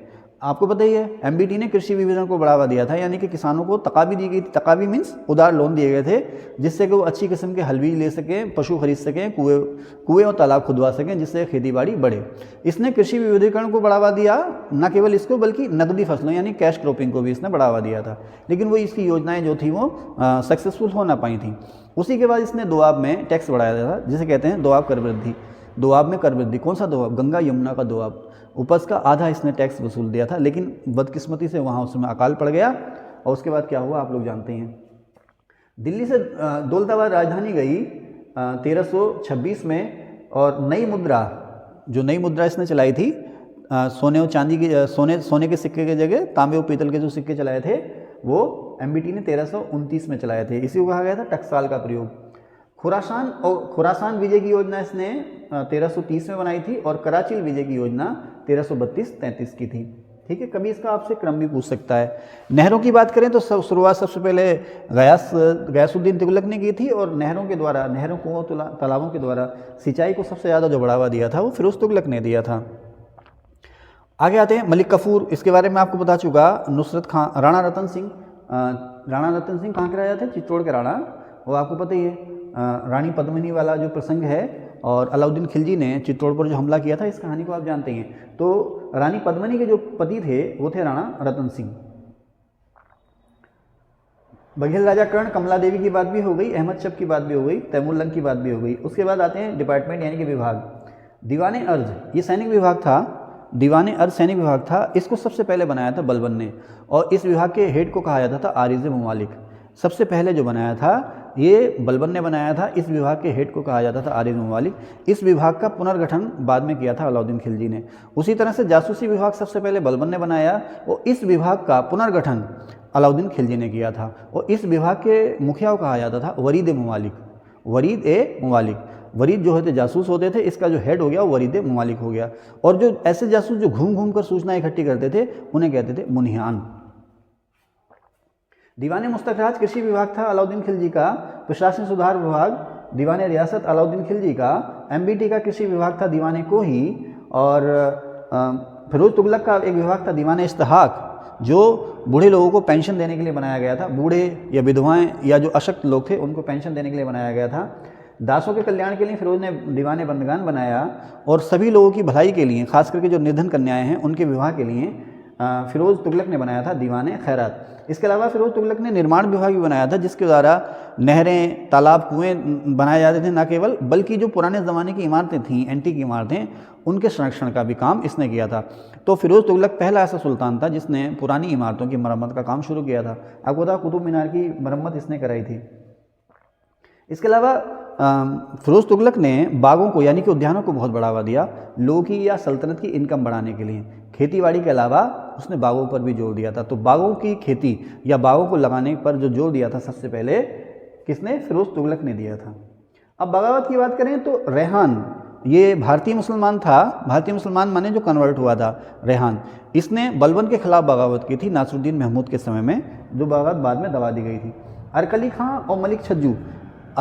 और मलिक छज्जू की जो बगावत हुई थी, मलिक छज्जू की बगावत हुई थी जलालुद्दीन खिलजी के समय में, और अरकली खां की जो बगावत हुई थी वो हुई थी अलाउद्दीन खिलजी के समय में। इसी के बाद अलर्ट हुआ था अलाउद्दीन खिलजी और उसने 4 अध्यादेश जारी किए थे।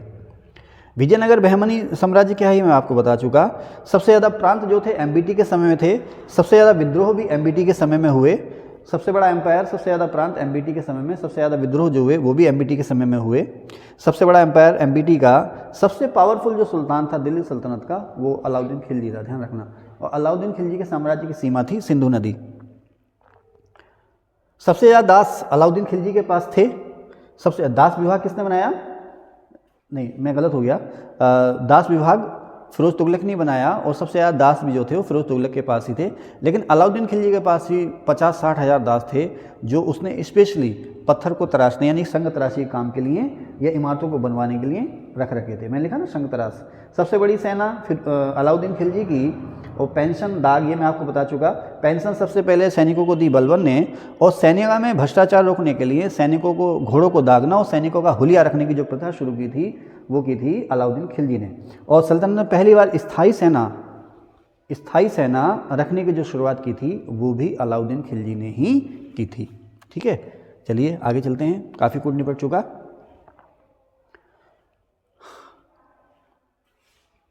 अब जिसे आप रहट कहते हैं सल्तनत काल में, उसका एक नाम अर्घट भी आया है। सल्तनत काल में 12वीं-13वीं शताब्दी में रहट का चलन आम हो गया था, इसको अर्घट भी कहा गया है।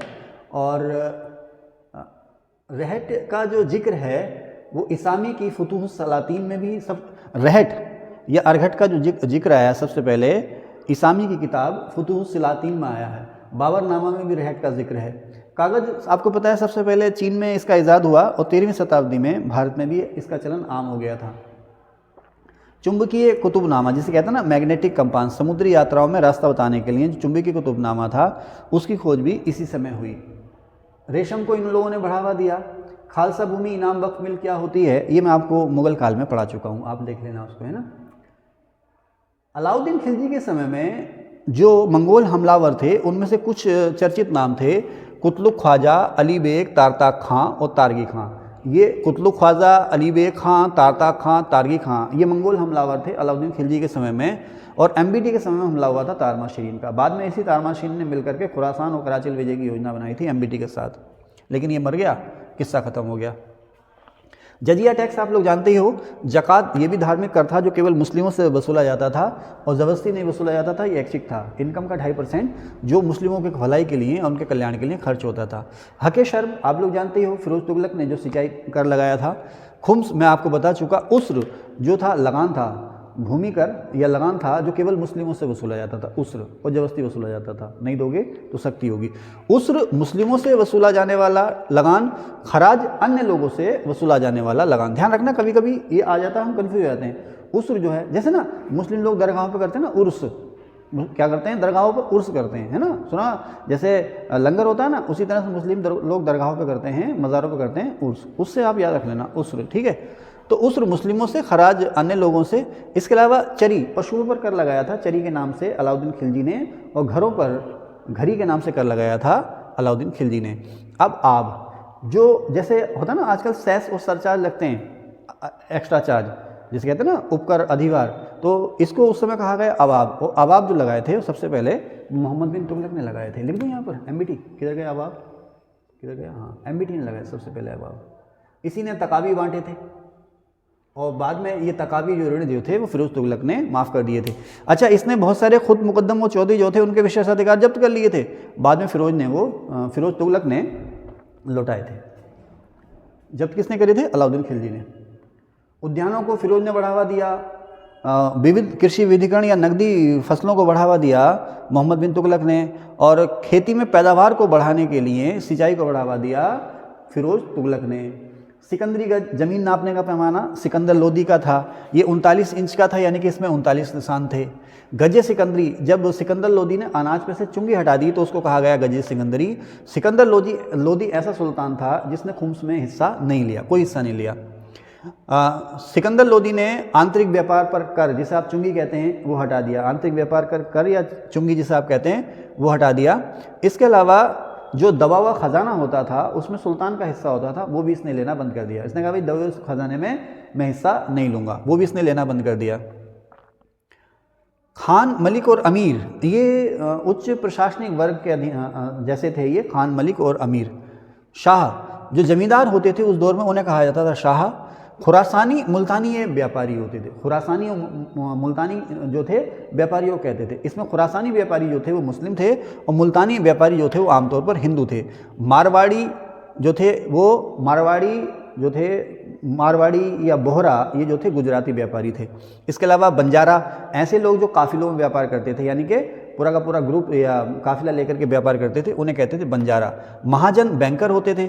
खुदकाश्त वो जो अपनी ज़मीन पर खेती करते थे। आर्थिक वो जो बटाई पर खेती करते थे।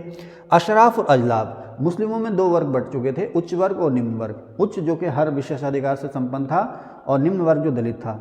तो उच्च वर्ग जो था उसे कहा गया अशराफ और निम्न वर्ग को कहा गया अजलाफ। ध्यान रखना। इब्न बतूता ने सती का जिक्र किया है, सती प्रथा का जिक्र किया है। इब्न बतूता कहता है कि भारत की जो ज़मीन जो है बहुत उपजाऊ है और इतनी उपजाऊ है कि यहाँ पर साल में 2 बार फसलें ली जा सकती हैं और चावल जो है यहाँ पर साल में 3 बार बोया जा सकता है। साउथ इंडिया में देखते हैं आप, साल में चावल 3 बार बोया जाता है। उत्तर भारत में तो चावल यानी कि धान नहीं बोया जा सकता, क्योंकि बीच में अक्टूबर से लेकर के फरवरी तक का ठंडा मौसम होता है, उसमें धान नहीं पनप पाता। सन 1178 में मूलराज सेकंड जो है भीम सेकंड का सेनापति था। आपको पता है मोहम्मद गोरी ने भारत पर पहला हमला किया था 1175 में। 1175 में उसने भारत पर पहला हमला किया था और 1178 में मोहम्मद गोरी भारत में पहली बार हारा था।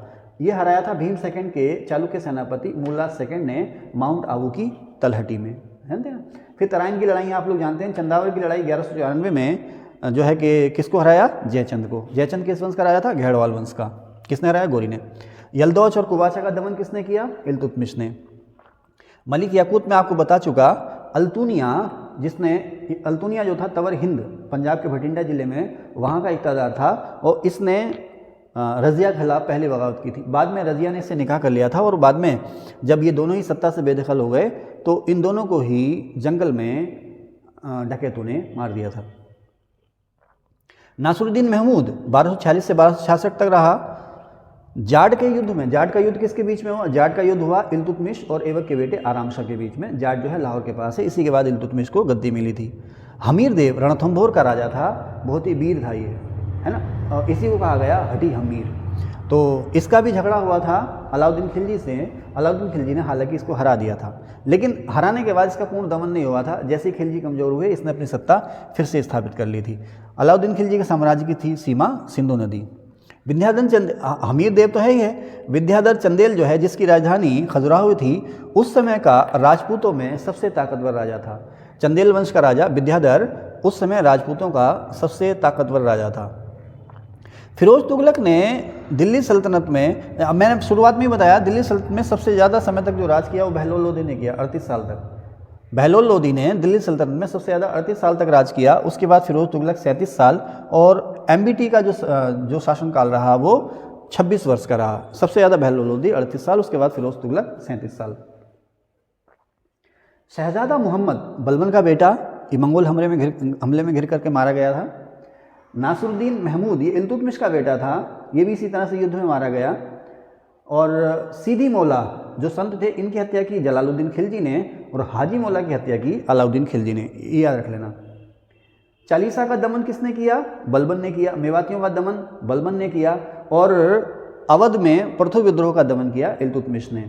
कुबाचा यलदौज का दमन इल्तुतमिश ने किया और जौनपुर एक बार जब सल्तनत से निकल गया तो इसको फिर से जीता था बहलोल लोदी ने। झाइन का किला जो लूटा वो जलालुद्दीन खिलजी ने लूटा। यहाँ पर मंदिर थे उनको भी नुकसान पहुँचाया। इसके अलावा सिकंदर लोदी ने नागरकोट का जो ज्वालामुखी मंदिर था उसको ध्वस्त किया था, सिकंदर लोदी ने। शशगनी, अद्धा और बिख नाम के सिक्के जो चलाए थे वो फिरोज तुगलक ने चलाए थे। हाँ, फिरोज तुगलक ने चलाए थे। टंका और जीतल इल्तुतमिश ने चलाया था और दिनार सोने का सिक्का था, एमबीटी ने चलाया था। टंक चांदी का था और जीतल तांबे का था। किलोखरी राजधानी अपनी दूसरी बनाई किसने? जलालुद्दीन खिलजी ने। सीरी राजधानी बनाई अलाउद्दीन खिलजी ने। तुगलकाबाद जो शहर है, तुगलकाबाद शहर बसाया, वहाँ पर इसी के नाम से किला बनाया और इस किले को कहा गया दुर्ग 56 कोट। ये काम किसका था? गयासुद्दीन तुगलक का। दौलताबाद शहर, देवगिरी को दौलताबाद नाम किसने दिया? एमबीटी ने। फिर से जजिया कर लगा दिया था सिकंदर लोदी ने। इसका मतलब जजिया हट गया था, फिर से जजिया कर लगाया सिकंदर लोदी ने। और सिकंदर लोदी ऐसा बादशाह था जिसने, जब मुस्लिम लोग मुहर्रम को ताजिया निकालते हैं ना, ताजिया निकालने पर इसने रोक लगा दी थी और इसने सख्त मनाही कर दी थी कि महिलाएं जो हैं, मुस्लिम महिलाएं जो हैं वो पीर फ़कीरों की दरगाहों पर ना जाएं। ठीक है, यहाँ हो गया। अभी हमारे पास 10 मिनट और हैं, कुछ और देखते हैं। उससे पहले एक घूंट चाय पी लेते हैं।